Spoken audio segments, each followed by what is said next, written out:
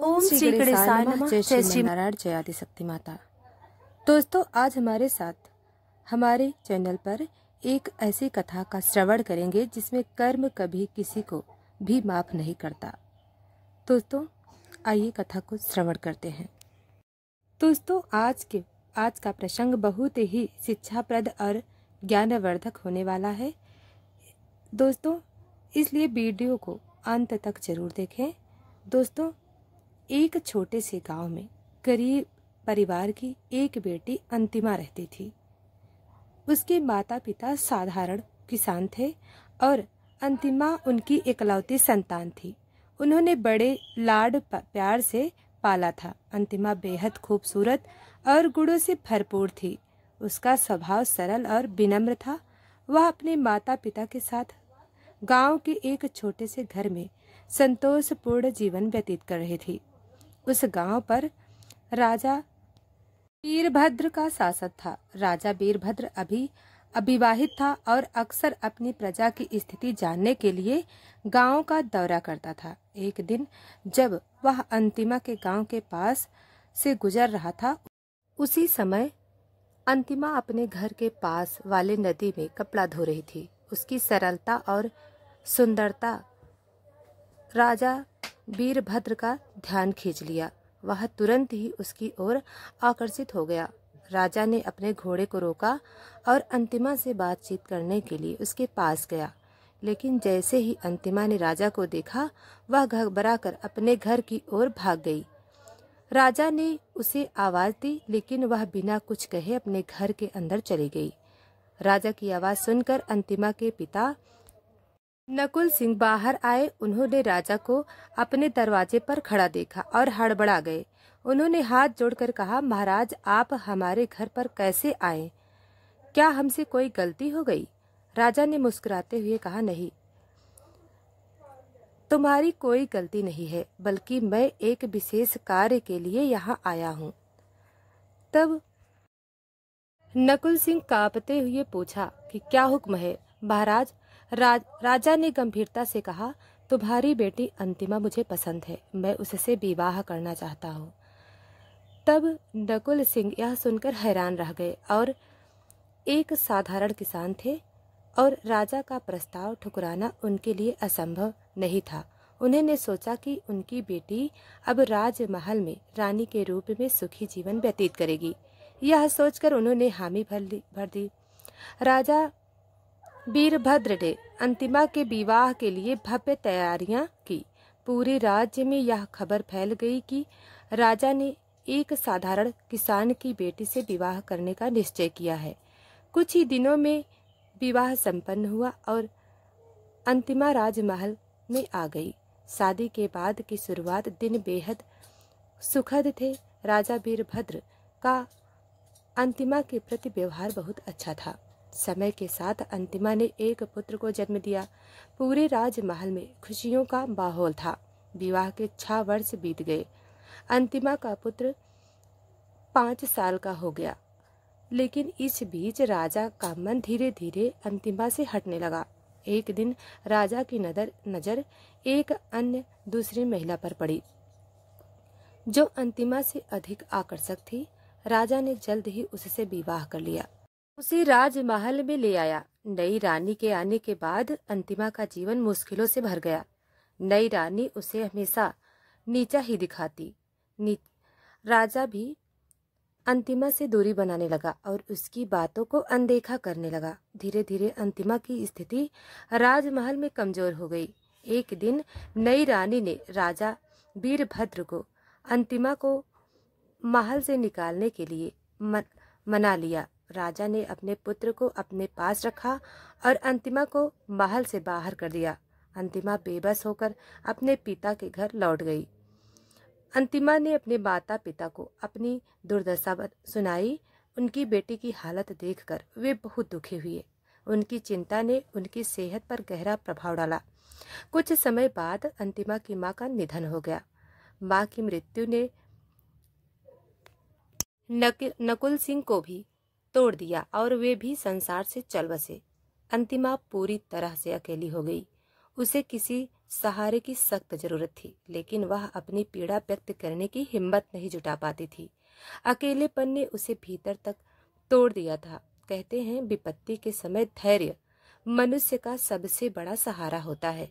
इसी दौरान गंभीर नामक एक ऊँटों का व्यापारी, जो पहले भी अंतिमा के घर आता जाता था, अब और ज्यादा वहां आने लगा। वह अंतिमा से हमदर्दी जताने लगा और उसका ख्याल रखने का ढोंग करने लगा। अंतिमा, जो पहले से ही अकेली और कमजोर थी, उसकी बातों पर भरोसा करने लगी। कुछ समय बाद गंभीर ने अंतिमा के सामने विवाह का प्रस्ताव रखा। अंतिमा, जो किसी सहारे की तलाश में थी, उसने इस प्रस्ताव को स्वीकार कर लिया। दोनों पति पत्नी की तरह साथ रहने लगे।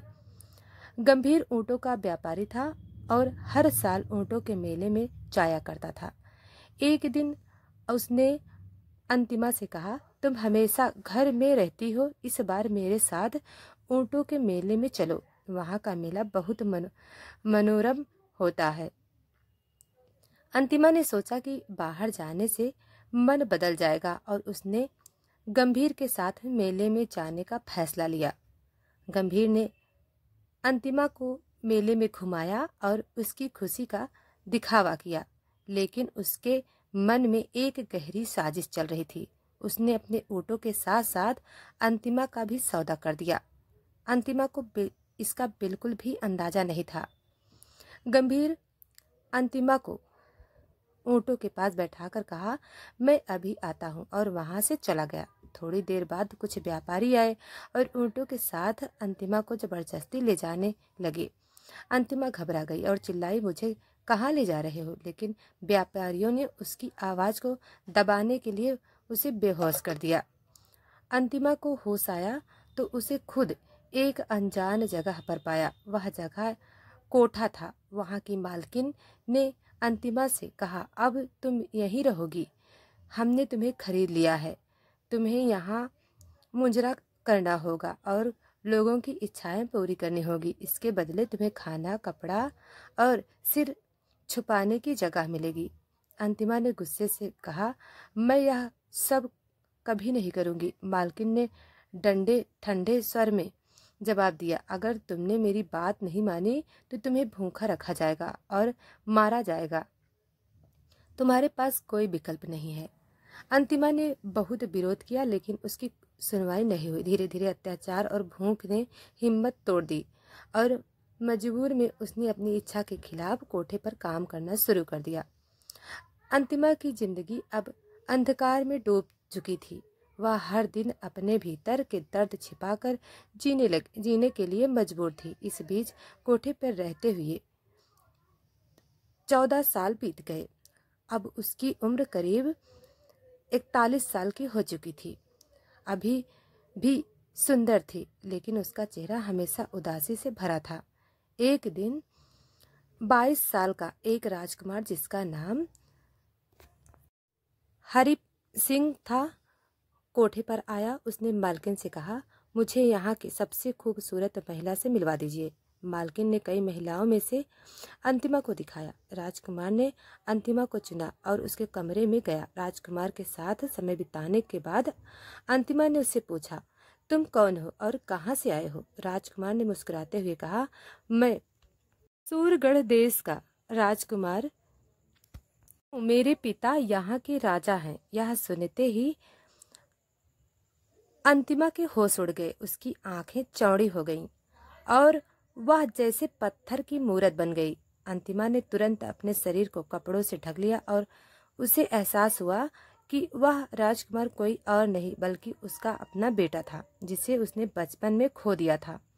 अंतिमा का दिल शर्म और दुख से भर गया। उसने ईश्वर की ओर हाथ उठाकर रोते हुए कहा, हे भगवान, मुझसे ऐसा कौन सा पाप हुआ है कि आज मुझे अपने ही पुत्र से यह अपमान सहना पड़ा? क्या यह मेरे पिछले जन्म के पापों का परिणाम है? राजकुमार को अंतिमा के अजीब व्यवहार का कोई कारण समझ नहीं आया। उसने वहां से जाने की अनुमति मांगी। अंतिमा ने धीमी आवाज में कहा, तुम कहाँ जा रहे हो राजकुमार? जाने के बाद अंतिमा फूट फूट कर रोने लगी। वह खुद से सवाल करने लगी, मैंने ऐसा कौन सा पाप किया है कि मेरी जिंदगी में केवल कष्ट और अपमान रहते हैं। दोस्तों, कर्म चाहे अच्छे हों या बुरे, वे अपना फल जरूर देते हैं, इसलिए हमेशा अच्छे कर्म करना चाहिए। अब राजकुमार मिलकर अंतिमा के जीवन में एक और बड़ा घाव जुड़ गया। वह कमरे में अकेली बैठी रही और उसकी आंखों से आंसू रुकने का नाम ही नहीं ले रहे थे। उसने अपना सिर दीवार से मारा और रोते रोते थक गई। थोड़ी देर बाद कोठे की मालकिन उसे देखने आई। उसने सोचा कि शायद राजकुमारी अंतिमा को कोई बहुमूल्य उपहार देकर गया होगा, लेकिन जब वह कमरे में पहुंची तो उसने अंतिमा को बेहद उदास और मौन पाया। मालकिन ने पूछा, क्या हुआ अंतिमा? आज तो राजकुमार आया था, तुम्हें खुशी होनी चाहिए। क्या उसने कोई उपहार नहीं दिया? अंतिमा ने रोते हुए कहा, हाँ, उसने उपहार दिया, लेकिन ऐसा जख्म दिया जो कभी नहीं भर सकेगा। यह घाव मेरे जीते जी मेरे साथ रहेगा। मालकिन हैरान होकर बोली, ऐसा क्या हुआ, मुझे बताओ। अंतिमा ने थोड़ा संकोच किया, लेकिन फिर धीरे धीरे अपनी पूरी कहानी मालकिन को सुनाई। उसने बताया कि राजकुमार कोई और नहीं, उसका बेटा था। उसने वह बचपन में छोड़ आई थी। आज उसी बेटे ने अनजाने में उसे अपमानित कर दिया। मालकिन यह बात सुनकर चकित रह गई और बोली, यह मैंने कभी नहीं सुना। तुम्हारे साथ बहुत बड़ा अन्याय हुआ है। मैं तुम्हें यहाँ रहने के लिए मजबूर नहीं करूंगी। अंतिमा ने मालकिन से गिड़गिड़ा कर कहा, मालकिन, मुझे यहाँ से जाने दीजिए। मैं कोई छोटा मोटा काम करके अपनी जिंदगी चला लूंगी, लेकिन अब मैं यहाँ नहीं रह सकती। मालकिन ने कुछ देर सोचा और कहा, तुमने यहाँ रहकर बहुत कष्ट झेले हैं और मेरे लिए बहुत पैसा भी कमाया है। जितने पैसों में मैंने तुम्हें खरीदा था, तुमने उससे कई गुना ज्यादा मुझे कमाई दी है, और आज जो तुम्हारे साथ हुआ उससे मुझे अंदर तक हिलाकर रख दिया है। तुम अब आजाद हो, तुम जहाँ चाहो वहाँ जा सकती हो। अगर कभी मेरी जरूरत पड़े तो मुझे याद करना। तब अंतिमा मालकिन के पैरों पर गिरकर धन्यवाद दिया और कहा, अब मुझे और क्या कष्ट झेलने हैं यह जानने के लिए मैं जिंदा हूँ, मैं हार नहीं मानूंगी। अंतिमा कोठे से बाहर निकल आई। उसके पास ना तो रहने का कोई ठिकाना था और ना ही खाने का कोई साधन। वह कुछ दिनों तक सड़क पर भटकती रही। भूख और प्यास से बेहाल होकर एक दिन एक नीम के पेड़ के नीचे जाकर लेट गई। उसकी हालत इतनी खराब हो गई कि गली के कुत्ते उसके पास आकर उसका चेहरा चाटने लगे, लेकिन अंतिमा को उसका कोई एहसास नहीं था। उसी समय एक दयालु महिला जो दूध और मट्ठे बेचती थी वहां से गुजर रही थी। जब उसने अंतिमा को इस हालत में देखा तो उसके दिल में दया आ गई। उसने कुत्तों को भगाया और अंतिमा को उठाया। उसने पूछा, तुम कौन हो? बहन, तुम्हारी ऐसी हालत कैसे हो गई? लेकिन अंतिमा का गला सूख चुका था, वह कुछ बोल नहीं पाई। महिला ने तुरंत अपना गिलास निकाला और उसमें से दूध भरकर अंतिमा को पिलाया। अंतिमा ने थोड़ा दूध पिया और कुछ दूध उसके मुंह से बाहर गिर गया। महिला ने कहा, तुम मेरे साथ चलो, मेरे घर चलो, वहाँ नहाओ, खाओ, आराम करो। तुम इस हालत में यहाँ नहीं रह सकती। अंतिमा ने कोई प्रतिक्रिया नहीं दी, लेकिन महिला ने उसे सहारा देकर अपने घर ले जाने का फैसला किया। महिला ने अंतिमा को अपने घर लाकर उसे नहलाया, अच्छे कपड़े पहनाए और खाना खिलाया। धीरे धीरे अंतिमा को होश आया। महिला ने प्यार से पूछा, बहन, अब बताओ तुम कौन हो और तुम्हारे साथ क्या हुआ? अंतिमा ने सिर झुका लिया और वह पूरी कहानी बताने से हिचकिचाने लगी, लेकिन महिला का प्यार और सहानुभूति ने उसका मन खोल दिया और उसने अपनी जिंदगी के सारे दुख महिला को सुना दिए। महिला की आंखों में आंसू आ गए और उसने कहा, तुम मेरी बहन हो। मेरा पति अब इस दुनिया में नहीं है और मैं अपने बेटे के साथ अकेली रहती हूँ। तुम मेरे साथ रहो, हम मिलकर अपना जीवन काटेंगे। अंतिमा ने कहा, मैं तुम्हारे लिए बोझ नहीं बनना चाहती। मेरे जीवन के कांटे तुम्हें भी चुभ सकते हैं, मैं अकेली ही ठीक हूँ। महिला ने उसके कंधों पर हाथ रखा और कहा, बहन, तुम दुख बांटने से कम नहीं होते। तुम मेरी चिंता मत करो, मेरे साथ रहोगी तो हम मिलकर सभी मुश्किलों का सामना करेंगे। अंतिमा ने महिला की बात मानी और उसके साथ रहने लगी। कहते हैं संकट के समय जो आपके साथ खड़ा होता है वही सच्चा साथी होता है। महिला के आग्रह पर अंतिमा ने उसके साथ रहने का निर्णय लिया, लेकिन उसके दिल में यह डर था कि कहीं उसके जीवन के कांटे अब महिला के जीवन में ना चुभने लगे। अंतिमा ने कहा, बहन, मेरा जीवन कांटों से भरा हुआ है। मैं चाहती हूँ कि मेरे कारण तुम्हें दुख नहीं भोगना पड़े। मुझे अकेले रहने दो। उसके कंधे पर हाथ रखा और कहा, संकट में एक दूसरे का सहारा बनना ही सबसे बड़ा धर्म है। दुख बांटने से कम होता है। अगर कोई कष्ट आएगा तो हम दोनों मिलकर उसका सामना करेंगे। गुजरी बार बार उस महिला के समझाने पर अंतिमा उसके साथ रहने के लिए राजी हो गई। अब अंतिमा घर में कामों को संभालने लगी, जबकि अंतिमा दूध बेचने जाती। अब परिवार में एक सदस्य और जुड़ गया। सीमा कुछ ज़्यादा मेहनत करनी पड़ती थी। अंतिमा ने यह सब देखा और एक दिन सीमा से कहा, बहन, अगर मैं भी तुम्हारे साथ दूध और छाछ बेचने जाऊं तो हमारा गुजारा बेहतर हो सकता है। सीमा ने मना किया, तुम घर पर ही रहो, बाहर का काम मेरे लिए ठीक है। अंतिमा मुस्कुराते हुए बोली, हम दोनों मिलकर मेहनत करेंगे तो पैसे भी ज़्यादा मिलेंगे और तुम्हारा बोझ भी कम होगा। अंततः सीमा मान गई। अब दोनों मिलकर काम करने लगी। सुबह बच्चे को स्कूल भेजने के बाद दोनों दूध बेचने जाती और बच्चे के लौटने तक घर का काम निपटा लेती। 3 महीनों इसी तरह बीत गए। एक दिन सीमा दूध बेचने जा रही थी जब अचानक रास्ते में उसका संतुलन बिगड़ गया और दूध का घड़ा गिरकर टूट गया। सीमा जमीन पर बैठकर रोने लगी और बोली, अब क्या करूं, आज सारा दूध बर्बाद हो गया। अंतिमा ने उसे संभालते हुए कहा, बहन, दूध के लिए क्यों दुखी होती हो? मेरा पूरा जीवन तो नष्ट हो चुका है, फिर भी मैं खड़ी हूँ। चलो घर चलते हैं। सीमा ने पैर में चोट लगने की शिकायत की।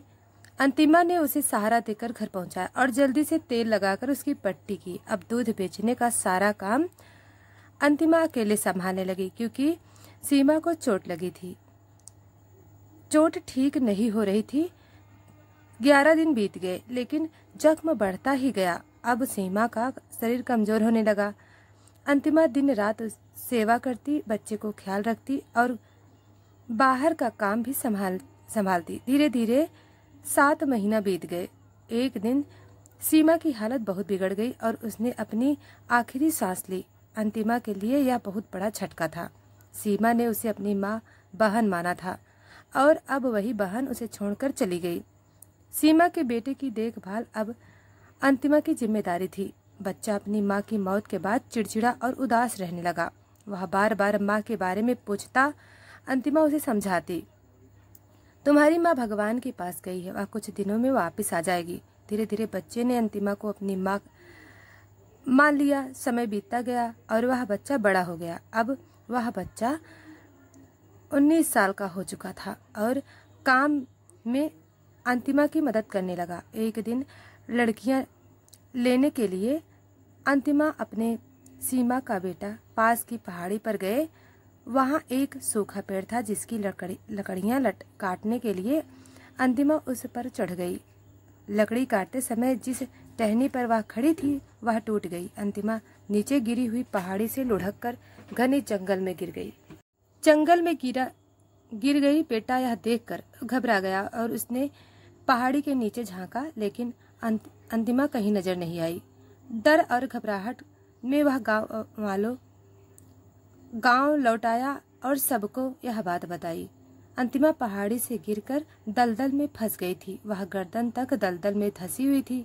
10 दिनों तक उसने वहां संघर्ष किया। जंगली जानवर उसके पास आते, लेकिन दलदल में होने के कारण वह उससे दूर रह। एक दिन आदिवासियों का झुंड वहां से गुजर रहा था। उन्होंने अंतिमा को दलदल में फंसा देखकर बड़ी मुश्किल से उसे बाहर निकाला। अब वह भी जीवित थी, लेकिन गंभीर रूप से घायल थी। उसके दोनों पैर टूट चुके थे। आदिवासियों ने अपने कबिले में ले जाकर उसकी देखभाल शुरू की। कहते हैं जीवन कितना भी कठिन क्यों ना हो, हमें कभी हार नहीं माननी चाहिए।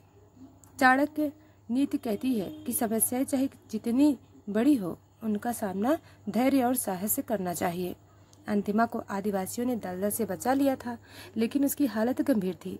उसके पैर की हड्डियां इतनी बुरी तरह टूट गई थीं, उन्हें ठीक करना संभव नहीं था। आदिवासियों ने उसका उपचार किया, लेकिन अंततः उसकी दोनों टांगें काटनी पड़ी। अंतिमा ने इस बात को ईश्वर की इच्छा मानकर स्वीकार कर लिया। धीरे धीरे वह आदिवासियों की भाषा और इशारों को समझने लगी। वहाँ की एक बुजुर्ग महिला जो ध्यान और आध्यात्मिक विद्या में निपुण थी, अंतिमा का बहुत ख्याल रखती थी। अंतिमा को यह पता चला कि वह महिला एक विशेष ध्यान विधि जानती है, जिससे व्यक्ति अपने अतीत को देखकर समझ सकता है। अंतिमा ने जिद की, वह अपने पूर्व जन्म के बारे में जानना चाहती थी।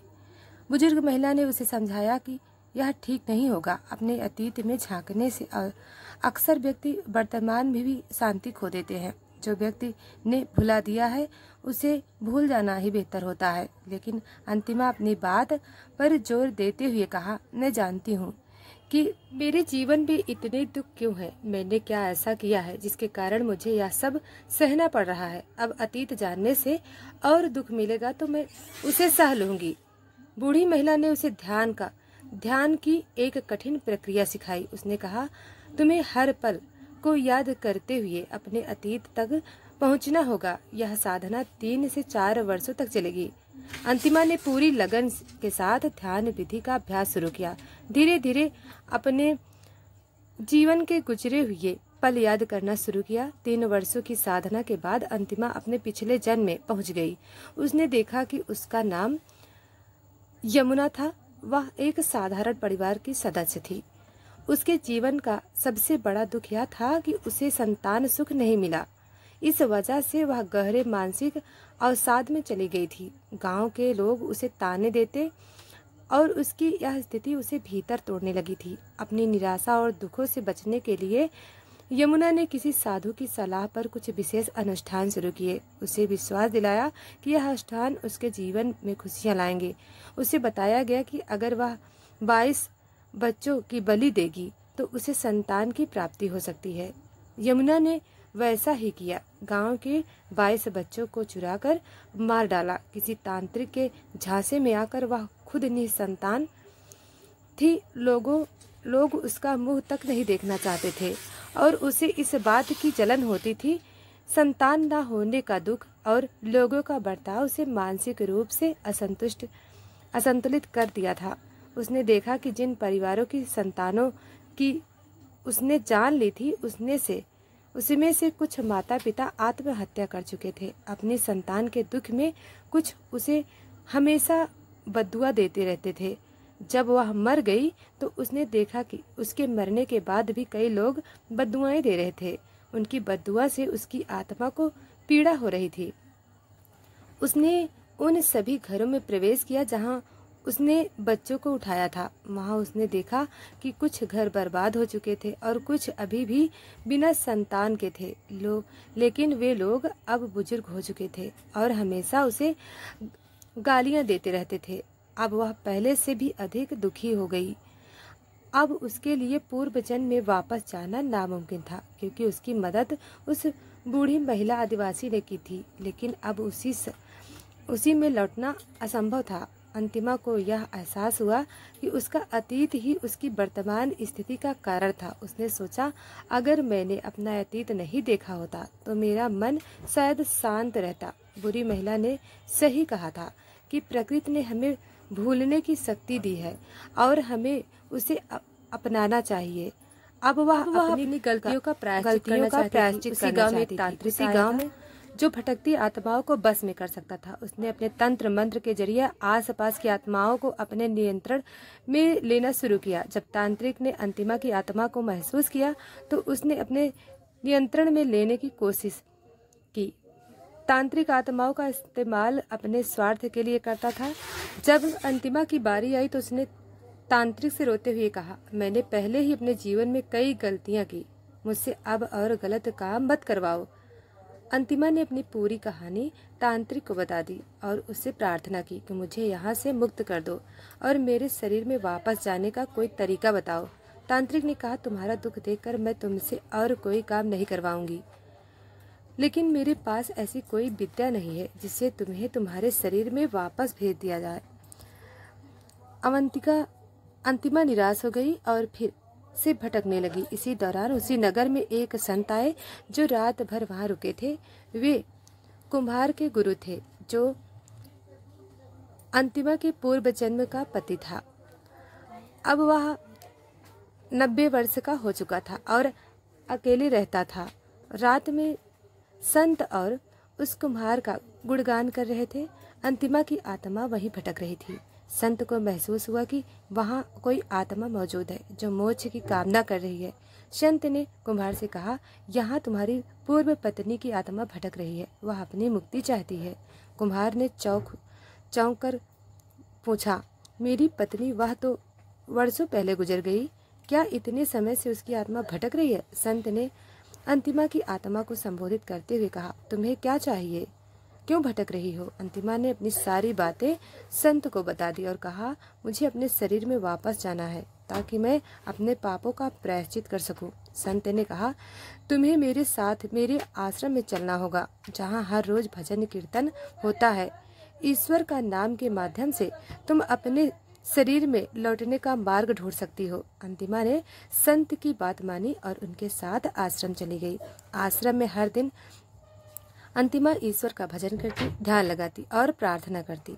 धीरे धीरे उसे महसूस होने लगा कि वह अपने शरीर की ओर लौट रही है। उसने यह बात संत को बताई। संत ने कहा, तुम अपने शरीर में वापस लौट सकती हो, लेकिन तुम्हारे पाप तभी खत्म होंगे जब तुम 22 लोगों की मदद करोगी और उनके जीवन को बेहतर बनाओगी। यही तुम्हारे लिए मुक्ति का मार्ग है। संत के आशीर्वाद से अंतिमा अपने शरीर में लौट आई।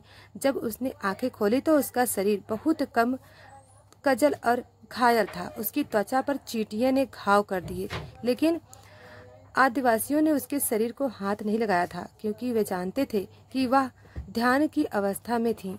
आदिवासियों ने उसकी मरहम पट्टी की और उसे खाना खिलाया। धीरे धीरे अंतिमा होश में आई। सबसे पहले उसने उस बुजुर्ग महिला के बारे में पूछा, उसकी देखभाल जो करती थी। आदिवासियों ने कहा, वह महिला 1.5 साल पहले गुजर चुकी है। उसने तुम्हारे लिए हर संभव प्रयास किया था। यह सुनकर अंतिमा का दिल भर आया। उसने आदिवासियों को पूरी कहानी सुनाई। 7 साल बाद अपने शरीर में लौटने के बाद अंतिमा ने यह समझ लिया था कि अब उसे अपने पापों का प्रायश्चित करना है। वह चलने फिरने में असमर्थ थी, लेकिन उसने हार नहीं मानी। घुटनों के बल चलते हुए उसने दूसरों की सहायता करने का संकल्प लिया। उसने सोचा, ईश्वर ने मुझे एक और मौका दिया है, इसे व्यर्थ नहीं जाने दूंगी। अंतिमा ने जंगल में भटकते हुए कई लोगों कठिनाइयों का सामना किया। उसके शरीर में घाव थे और वह दोनों पैर से लाचार थी, लेकिन घुटनों के बल चलने को मजबूर थी। फिर भी उसने साहस नहीं खोया। उसने ठान लिया कि वह अपने पापों का प्रायश्चित करेगी और 22 लोगों की जिंदगियां बचाने में अपना उच्छेद करेगी। एक दिन जंगल में चलते हुए अंतिमा ने देखा कि एक सांप कांटों में फंसा हुआ है। कांटों से उसकी त्वचा गहरे में चुप रहे हैं, जिससे वह असहाय और दर्द से तड़प रहा है। अंतिमा ने सोचा, वह इस सांप की मदद कर सकती है। सांप ने जैसे ही अंतिमा को अपनी ओर आते देखा, उसने फन उठाकर फुफकारना शुरू कर दिया। अंतिमा डर गई, लेकिन फिर भी साहस दिखाया। उसने पास पड़े एक डंडे से धीरे धीरे उस सांप को बाहर निकाला। सांप पहले बहुत गुस्से में था, लेकिन धीरे धीरे शांत हो गया। अंतिमा ने अपने कपड़े का एक टुकड़ा सांप पर डालकर उसके शरीर से कांटे निकाल दिए। सांप को राहत मिली और उसने अंतिमा को धन्यवाद देने के लिए अपनी फुफकार धीमी कर ली। अंतिमा को महसूस हुआ उसने एक जीवन बचाया। उसने शायद सोचा, ईश्वर ने मुझे इसी उच्छेद से जीवित रखा है। कुछ दिन बाद अंतिमा जंगल में इसके शिकारी मिले। उसने देखा कि शिकारी अपने कंधे पर एक हिरण का बच्चा लटकाए हुए जा रहा था। यह दृश्य देखकर अंतिमा का दिल पसीज गया। उसने शिकारी से कहा, भाई, इस मासूम जानवर को छोड़ दो, इसे भी अपनी जिंदगी जीने का हक है। शिकारी ने कहा, मैं इसे बेचकर अपना गुजारा कर सकता हूँ, यह मेरा काम है। इसे छोड़ दूंगा तो मैं मेरा परिवार भूखा रह जाएगा। अंतिमा ने उसे समझाने की कोशिश की। भाई, इन जीवों को मारने की बजाय तुम जंगल से लकड़ियां काट कर फल फूल तोड़कर बेच सकते हो। यह भी एक अच्छा काम है। जानवरों को मार कर गलत है, उन्हें भी ईश्वर ने हमारे जैसा जीवन दिया है। शिकारी पर अंतिमा की बातों अंतिमा ने ठान लिया उसने हर जीव की मदद करेगी, चाहे वह इंसान हो या जानवर या पेड़ पौधे। घुटने के बल चलते हुए वह रोज जंगल में निकलती और जरूरतमंदों की सहायता करती। अंतिमा का यह प्रयास धीरे धीरे पूरे जंगल में प्रसिद्ध हो गया। जानवर और पक्षी अब उसके पास आकर रहते थे। वह अब सिर्फ एक इंसान नहीं रही, बल्कि जंगल की एक अभिन्न हिस्सा बन चुकी थी। अंतिमा की उम्र काफी बढ़ चुकी, उसका शरीर कमजोर हो गया, लेकिन उसकी आत्मा में अधिक साहस और सच्चा प्रेम था। एक दिन वह नदी के किनारे बैठी थी। मछलियां उसके आसपास आकर खेल रही थीं और पक्षी उसकी गोद में बैठे थे। अंतिमा ने सूरज की ओर देखते हुए अपने अंतिम समय को स्वीकार कर लिया। वह धीरे धीरे गिर पड़ी। आसपास की गिलहरी ने जब देखा तो उसने अपनी आवाज में सभी जानवरों और आदिवासियों को बुलाया। सभी ने मिलकर अंतिमा को विदाई दी, उसके शरीर को धरती में समर्पित कर दिया। किसी प्रेम और श्रद्धा के साथ उसकी आत्मा की शांति के लिए प्रार्थना की। अंतिमा के जाने के बाद जंगल में चमत्कारी परिवर्तन हुए। पहले जहां सालों तक बारिश नहीं होती, अब हर साल वहां पर्याप्त मात्रा में बारिश होने लगी। नदी और तालाब पानी से भर गए। पेड़ पौधे हमेशा हरे भरे रहने लगे। सभी जीव और आदिवासी महसूस करते थे कि अंतिमा की आत्मा अब भी जंगल में मौजूद है। वह अपनी प्रेम और दयालुता के माध्यम से सभी दिलों में जीवित थी। दोस्तों, यह कहानी कैसी लगी हमें कमेंट में ज़रूर बताएं। दोस्तों, वीडियो को लाइक सब्सक्राइब अभी तक नहीं किया है तो भी कर लें। धन्यवाद।